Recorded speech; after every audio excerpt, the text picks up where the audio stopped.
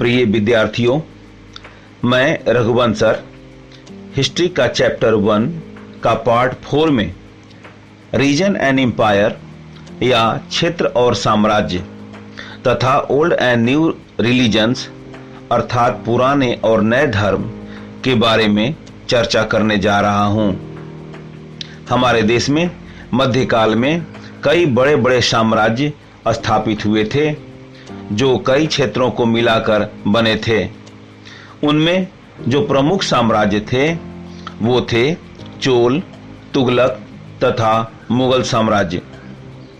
दिल्ली के सुल्तान गयासुद्दीन बलबन का शासनकाल 1266 से 1287 ईस्वी तक रहा, जिसने भारत में एक विशाल साम्राज्य स्थापित किया था।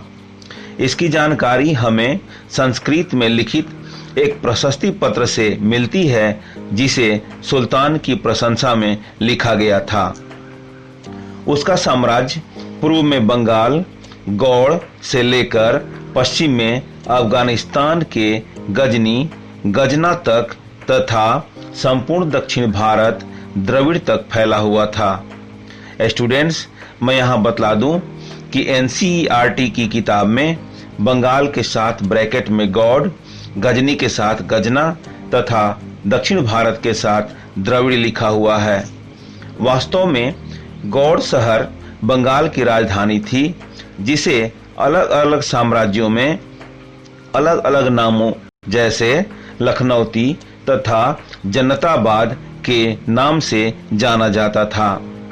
गजनी फारसी भाषा का शब्द है, जिसे ऐतिहासिक रूप से गजनीन या गजना के नाम से भी जाना जाता है, जो अफगानिस्तान का एक शहर है। द्रविड़ शब्द का मतलब दक्षिण भारत में रहने वाले लोग द्रविड़ मूल के हैं, जो मुख्यतः द्रविड़ भाषा जैसे तेलुगु, तमिल, कन्नड़ तथा मलयालम बोलते हैं। गौड़ आंध्र, केरल, कर्नाटक, महाराष्ट्र और गुजरात आदि भिन्न भिन्न क्षेत्रों के लोग गयासुद्दीन बलबन की सेना के आगे नहीं टिकते थे। हालांकि इतिहासकार विजय अभियान के इन दावों को अतिशयोक्तिपूर्ण मानते हैं।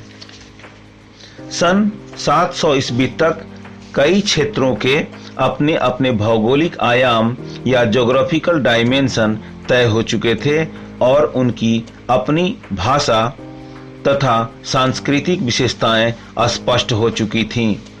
इस बारे में आपको विस्तृत जानकारी चैप्टर 9 में मिलेगी। दक्षिण भारत का ये क्षेत्र विशेष शासक राजवंशों से जुड़े हुए थे। इन राज्यों के बीच अक्सर संघर्ष होते रहते थे। कभी कभी चोल, खलजी, तुगलक और मुगल जैसे राजवंश अनेक क्षेत्रों में अपना साम्राज्य फैला देते थे, लेकिन सभी साम्राज्य समान रूप से अस्थायी नहीं रह पाते थे। 18वीं शताब्दी में जब मुगल साम्राज्य का पतन होने लगा, तो बहुत से क्षेत्रीय राज्य फिर से उभरने लगे, लेकिन वर्षों से विभिन्न साम्राज्यों के शासन के प्रभाव में इन क्षेत्रों की प्रकृति बदलती चली गई। स्टूडेंट्स, अब आइए, आपका नेक्स्ट सब टॉपिक है ओल्ड एंड न्यू रिलीजन्स अर्थात पुराने और नए धर्म। इतिहास के जिन हजार वर्षों की हम खोज कर रहे हैं, वह धार्मिक परंपराओं के सबसे बड़े विकास का गवाह रहे। लोगों की दैवीय शक्तियों में व्यक्तिगत तथा सामूहिक रूप से आस्था थी।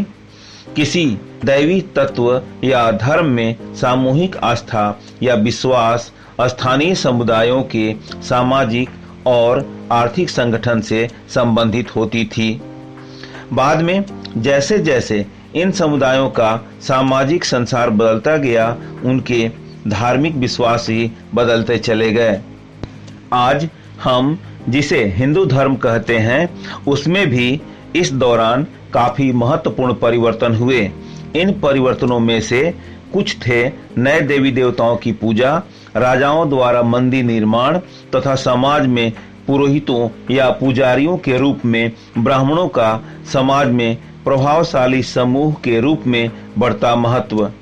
संस्कृत ग्रंथों के ज्ञान होने के कारण समाज में ब्राह्मणों का बड़ा आदर होता था। नए नए शासक अपनी प्रतिष्ठा स्थापित करने के लिए इन ब्राह्मणों को संरक्षण देने लगे।